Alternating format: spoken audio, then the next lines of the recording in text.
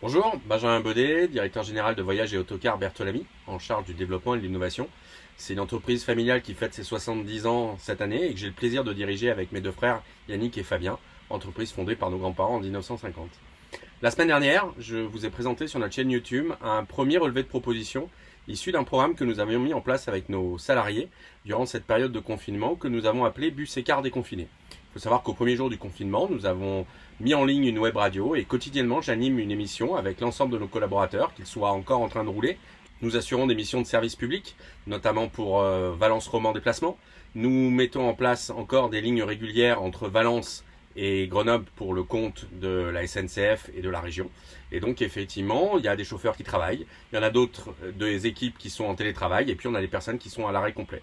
L'objectif de cette web radio, c'est effectivement au quotidien de faire un point avec eux, de leur raconter aussi une partie de l'histoire de l'entreprise. Avec 70 ans, on a un certain nombre de choses à raconter. Mais je crois que ce qu'on a pu découvrir au travers du lien qu'on a entretenu depuis maintenant 42 émissions, puisque ce matin j'ai enregistré la 42e, c'est tout l'enjeu auquel on fait face, qui est aujourd'hui effectivement de rétablir un lien de confiance entre nous et nos usagers à l'intérieur de notre matériel de transport collectif. Vous l'avez vu, j'ai choisi aujourd'hui d'être à bord de l'un de nos cars, un Mans, qui effectivement réalise un certain nombre de nos missions de ligne régulière. Et la semaine dernière, sur un premier relevé de propositions, nous avions axé l'ensemble de nos propositions sur la thématique de la confiance.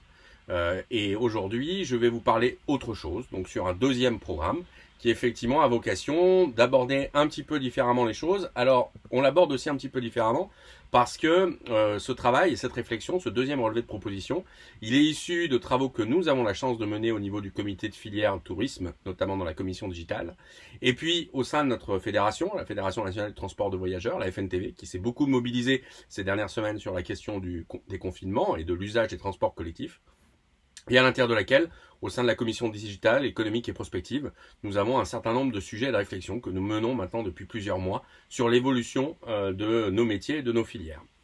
La semaine dernière, donc, comme je le disais, on a parlé du mot confiance. Cette semaine, on va parler du mot affluence. C'est effectivement un autre enjeu de cette période de déconfinement. La définition de l'affluence, c'est une réunion d'une foule de personnes qui vont au même endroit. Typiquement, c'est une question propre à la mobilité. Nous transportons un certain nombre de passagers et donc, effectivement, nous avons la question de la gestion de cette affluence. On sait que malheureusement dans cette période actuelle, il n'y a pas que les gens qui bougent et il n'y a pas que les usagers qui sont effectivement sur la route. Et le confinement, quelque part, il a démontré effectivement son utilité en cassant la chaîne de propagation du virus. Et donc, via cette limitation de notre mobilité, c'est un point qu'on a gagné dans une bataille qui semble effectivement être relativement longue. L'enjeu du déconfinement, ça va être de limiter cette notion d'influence tout en privilégiant l'usage du transport collectif et d'avoir toujours cette mission de service auprès de nos concitoyens, quel que soit le territoire dans lequel on habite et quels que soient les outils que l'on veut pouvoir se servir. On a une première piste qui a été évoquée sur les médias et qui a été évoquée par quelques personnes en charge de thématiques de déconfinement, c'est bien entendu le décalage des horaires de travail. Un certain nombre d'entreprises vont vouloir faire progressivement revenir leurs différents collaborateurs sur leur lieu de travail, et pour éviter l'engorgement dans des outils de transport public, il serait plus aisé effectivement qu'on permette aux personnes non plus d'arriver à 8h, mais à 9h, peut-être même jusqu'à 10h, en ayant parfois réalisé un certain nombre de missions juste avant, via les outils qui ont été mis en place sur le télétravail. Pour nous, aujourd'hui, au niveau du transport public, c'est clair qu'il est impossible de démultiplier à l'infini le matériel roulant, d'augmenter les cadences. Il y a une réglementation sur les usages et sur les durées de fonctionnement ou les temps de conduite de nos opérateurs. Et donc, effectivement, on peut difficilement s'engager sur plus que ce que l'on pourra faire, effectivement, à partir du 11 mai, en fonction des différents services qui nous sont demandés. On pense que par rapport à cette thématique, si elle est populaire, elle ne pourra peut-être pas s'inscrire pour tous et dans tous les temps. Et donc effectivement, il faut avoir une vision un peu moyen terme de comment est-ce qu'on peut attaquer le sujet de l'affluence. Alors, ce qu'on sait aujourd'hui, c'est que le gouvernement travaille sur cette application Stop Covid, dont l'objectif est de tracer les contacts entre les individus en utilisant des technologies de détection de proximité qu'offre effectivement le smartphone. On sait aussi que ces applications, elles ont beaucoup de mal à être acceptées par les utilisateurs. À l'étranger, on en a vraisemblablement des exemples. Et au niveau du buzz qu'elles génèrent aujourd'hui, il y a un principe très fort autour des libertés qui fait qu'un certain nombre de personnes s'interrogent. Et donc on voit que lorsqu'on a essayé d'amener une thématique numérique comme solution au déconfinement, puisque c'est bien une solution pour réussir le déconfinement, on se retrouve dans une situation qui est un petit peu difficile. Alors, Moi, si je pourrais proposer un pas de côté qui est un petit peu nécessaire et qui est issu de tous les travaux qu'on peut mener au niveau de la développement et de l'innovation au sein de Bertolami, c'est que quelles sont les questions pour faciliter l'acceptation d'une application? On a tous des applications mobiles, donc c'est pas la question de l'usage du smartphone et de son application. Et parfois même, on utilise des choses qui sont relativement intrusives. Quelque part, nos réseaux sociaux sont une vitrine sur notre vie privée, sur le monde. Eh bien, ces 5 attributs, c'est la notion d'intuition. On doit être rapidement, ça doit être intuitif.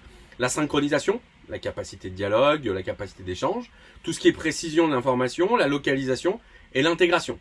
Tout ce que je vais pouvoir faire autour et tout ce qui ça va me permettre de faire. C'est-à-dire véritablement une télécommande d'un certain nombre de systèmes. Et c'est ça qui font le succès des 5 applications les plus utilisées sur les smartphones. Quelles sont-elles? Votre messagerie, vos réseaux sociaux, une application de news et une application de météo. Ce sont ces éléments-là que vous recherchez quand vous ouvrez votre application et que vous acceptez quelque part aussi de lui fournir de l'information. Donc on est dans une situation où on a des usages et on a une arrivée avec un outil dont on voit que tout le monde traite ça avec un peu de suspicion et va pas forcément en accepter le fonctionnement.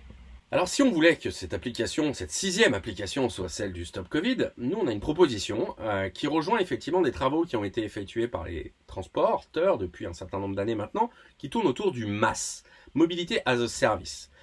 C'est une nouvelle façon de développer l'offre de mobilité, mais surtout de proposer à l'échelle d'un territoire une information intermodale et modale centralisée, avec en temps réel toutes les informations liées aux mobilités et au pluriel de ces mobilités, c'est-à-dire qu'elles soient effectivement liées au transport collectif, mais aussi aux mobilités actives, à toute typologie d'outils qui nous permettent de nous déplacer pour aller d'un point A à un point B. Effectivement, au sein de cette application, on ait une tarification qui soit adaptée aux déplacements demandés et avec une vente en ligne qui permettrait de faire tout le trajet du point A au point B. On a une conviction, c'est quelque part, le MaaS, il peut constituer une solution numérique de l'équation antivirus. En fait, il va constituer ces éléments entre l'adéquation d'un usage et d'un besoin et la réalité d'informations que nous avons besoin de récolter pour la santé de tous. Pourquoi on dit ça? Parce qu'aujourd'hui, le paradigme du MaaS, c'est d'abord de penser temps. C'est-à-dire que le premier enjeu qui a été développé par l'ensemble des opérateurs qui utilisent le MaaS, c'est de maximiser des solutions pour gagner du temps dans les transports. C'est un paradigme de dire aujourd'hui on a besoin de temps dans nos vies. Je crois qu'on peut considérer que tout ce qui nous arrive aujourd'hui nous permet de mettre un petit peu en relief ces éléments-là. Le deuxième élément, c'était l'argent. C'était effectivement de voir comment, avec des billetteries uniques, on pouvait avoir des abonnements et pour travailler sur une réinvention de l'économie de la mobilité et lui donner effectivement un fonctionnement qui s'applique à tous, et qu'on ait une mobilité pour tous. Eh bien, on pourrait y ajouter aujourd'hui un paradigme qui est celui de l'affluence.